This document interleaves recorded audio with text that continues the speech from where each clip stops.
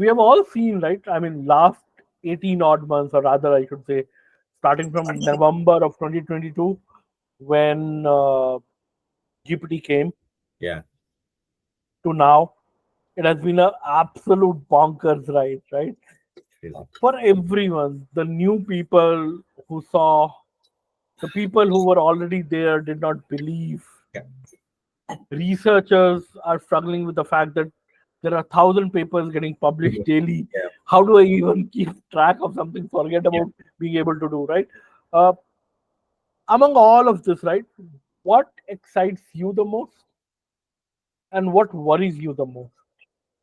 It's a great question, but I do, since you raise a point which I think is very relevant from a product perspective as well, because it comes into this thing. The last point that you mentioned, new research, new papers, new models coming out. How do I keep account for it? That's where your product thinking has to go in. You have to build your product keeping in mind that the model that you're building the product with today, in literally 3 months' time, will be outdated. So you have to go down the approach of a modular approach. You have to account for this change. It's a given fact. So AI product managers, when you're working on this, account for the fact that you're not going to just always end up using a 4 Omni.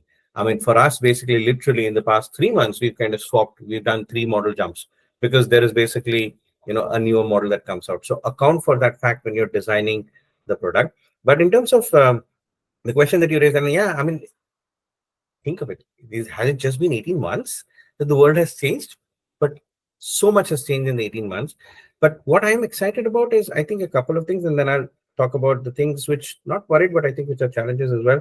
The fact that we are now seeing, and this was true from a compute perspective as well, even in terms of, from a networks perspective, we are, I think, seeing the emergence of edge AI coming in, smaller models being available on the peripherals. I think a great positive from the perspective of, even from a privacy perspective, you're kind of controlling your data. You're still getting the benefit of AI, but you're still able to kind of hold on to your own data. So I think, and I think that you'll see a lot more innovations happening from that perspective in terms of, again, it becomes more real. The moment it becomes an edge AI part of it, your consumer goods, other aspects of it becomes useful. So I think edge AI, great. We've seen suddenly, I think, I would say, I now don't even know, it's probably 6 months, 18 months, or 8 months. The fact that there's an emergence of multimodal part of it, I think experiences are becoming multimodal. Great news for product people, great news for users, because now you're able to bring in all those other aspects. You will not be, if I type a sentence to you, you will not be able to get the emotion. If I'm able to hear you speak, or if you're able to hear me speak, the emotion Yeah, element kind of comes in. You're able to see my expression. So the fact that now multimodal is within grasp and definitely, up to the mark, is again a big positive. Multilingual, again, another positive, not really explored that much, but I think especially for people who are trying to kind of build sticky products or build products where you almost need to kind of get the user to, engage and pull them into it. Language as we know it is going to be, I think, a big positive for us.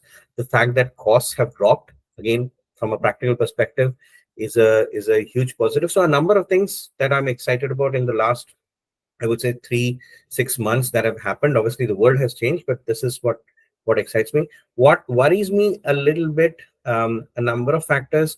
The first being, again, yes, we are using. So if we use, React agents, so you can almost peer through in terms of what it did or why it kind of did it. But the explainability of the models to a great extent still remains a black box for us, which again becomes a bit of a problem for when you are trying to, get to that, a certainty from an enterprise perspective. That becomes a little bit of a concern. Bring in the element of the regulatory uncertainty. We have the EU AI Act out now. We know what's happening in the US in terms of a different, legislation battle as well. So this uncertainty in the regulatory environment does pose a little bit of a, shadow from that perspective. Um, Hmm. the larger piece, and this is where we're kind of going into a slightly philosophical world, and maybe this is a controversial thing as well, but this probably again happens with all technology, is when calculators came out, it was a thing. It went in terms, okay, or computers came out. It was like we will lose jobs, or there was a backlash around it. But what happens is it got worse before it got better. I think we're going to have the same thing happen with the AI as well. But my problem is we've not, or maybe our problem, or maybe with the regulatory thing, it becomes more of a real scenario. Is that we are almost hurtling towards it without knowing how we will react to it. The pre-thinking Mm. that is needed in terms of, oh, these are the places where this happens, or if this happens, this is how we retrain people, or we basically do that. That thinking probably needs to happen. So I would say, if I was to summarize, I would say the explainability of the models. See, there are other practical things, latency, cost, the uh, bias built into the models, etc., which we can again sidestep. From a ask perspective, I think more explainability in the models.